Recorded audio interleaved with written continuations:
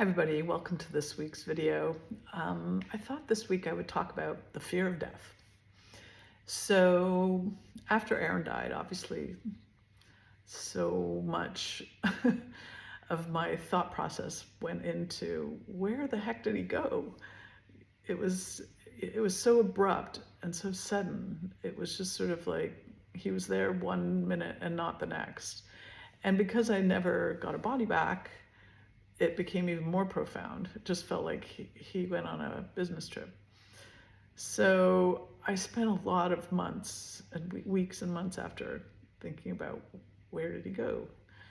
And, as I've said in other videos, I wasn't a particularly religious person, but I think I did feel like, I needed to feel like there was a place. He went to a place. I didn't know where it was, but there was a place. And so with that kind of came the release, I guess, of the fear of death, because I figured if he was in a place, then maybe someday I would be in the same place with him. And that was really comforting. And so I figured, like, okay, well, the worst thing that could happen is that he's not in that place and that we don't get to be together.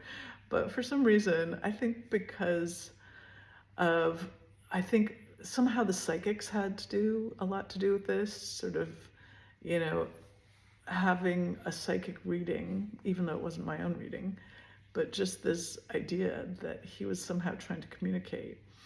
And then the other thing that happened with regards to him trying to communicate were the lights. So I think one of the very first stories I told was when the lights came on right after.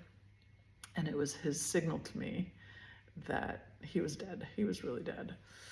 So a bunch of months later, this is probably 6 or 8 months later, I was at work one day. And, my work was in just a nondescript kind of office building.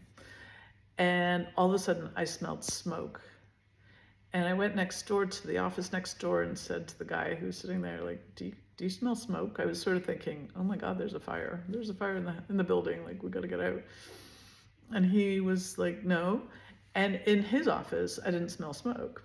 But then I went back to my office and I smelled smoke again. Anyway, it kind of went away and I thought I must just be smelling things, seeing things, smelling things. So I didn't think about it. And then a couple of days later, I was in my bedroom. And again, I smelled that same smell of smoke. And I just was sort of like, that's so weird. That's the second time I've smelled smoke. And then I kind of went, oh, is this like a signal from him? Like he's sending me the smell of smoke. And I thought, ooh, why is he sending me the smell of smoke? Like, like ground zero smoke, like this is, like that was kind of gory, thinking that it was his smoke. But then I realized it wasn't that acrid smell it wasn't the ground zero smoke. It was like this really, it was like a wood fire in a fireplace. And then I started to laugh because that made me think of all the times that he had tried to light a fire in the fireplace and he was about as good at it as I am. And, would do things like forget to open the flue, and then, it'd be the middle of January, we'd be opening all the windows and doors. He would have smoked us out. And so then I started laughing, remembering that. So after that, I smelled smoke all the time.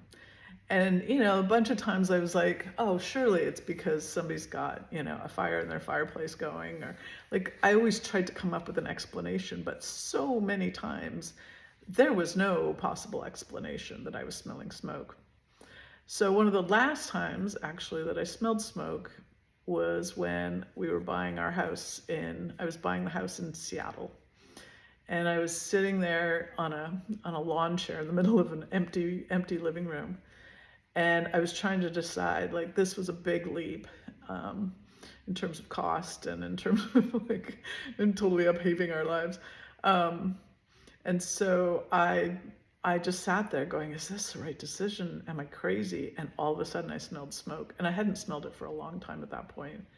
And I thought, okay, this is Arron giving me the wink. We used to have this signal when when we were looking through a house, because he would say, "Don't say anything. Let me do the talking."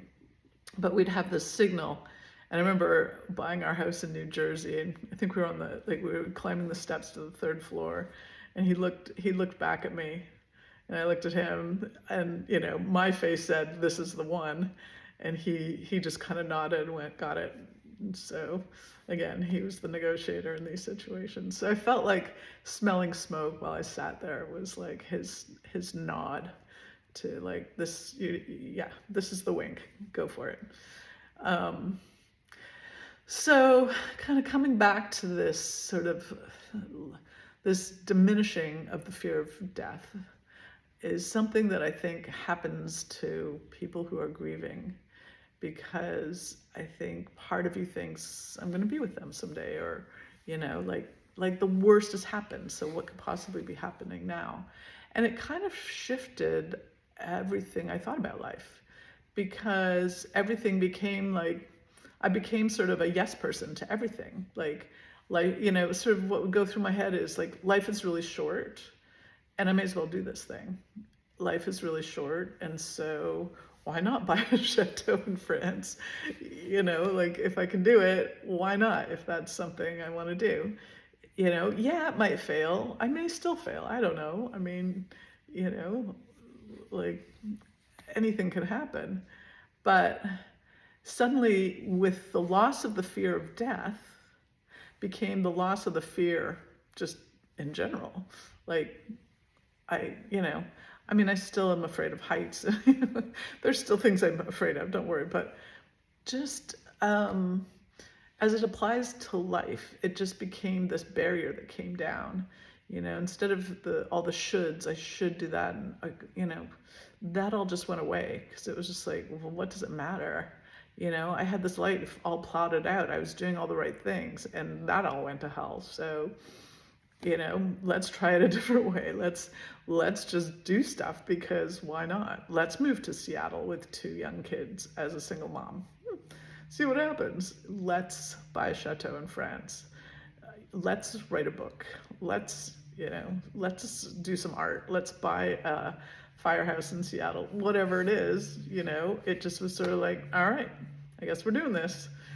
And that became really powerful. That became like the silver lining of this whole experience of losing Arron, was that life just became too short to not say yes.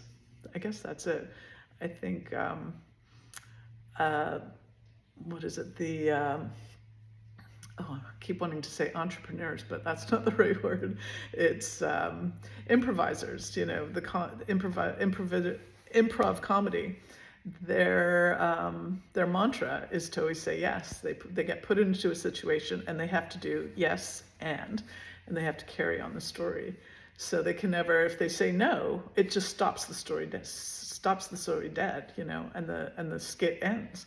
So it becomes a matter of yes and. So I think that's kind of what took over my life, is just, it started with little things. Do you want to come for dinner? Yes.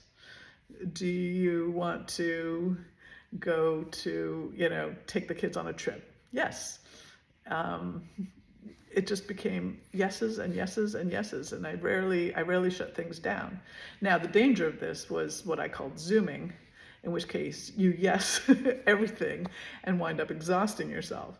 So that's the danger. But in general, when it comes to the big things, it's just don't let life hold you back,